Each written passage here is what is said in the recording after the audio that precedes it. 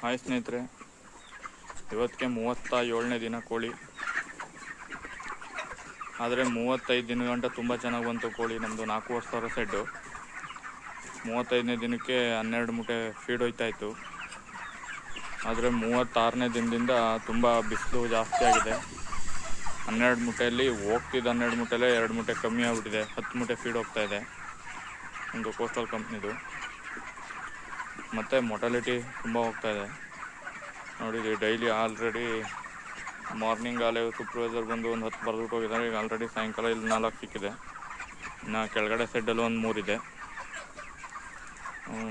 ತುಂಬ ಮೊಟಾಲಿಟಿ ಹೋಗ್ತಾಯಿದೆ. ಬೇಸಿಗೆ ತುಂಬ ಜಾಸ್ತಿ ಆಗಿದೆ. ಕೋಳಿ ಹೀಟ್ ತಡೆಯೋಕ್ಕಾಗ್ತಾಯಿಲ್ಲ ಮತ್ತು ವೆಯ್ಟ್ ಲಾಸ್ ಆಗ್ತಿದೆ. ಯಾಕೆಂದರೆ ಫೀಡು ಹೋಗ್ತಾಯಿಲ್ಲ.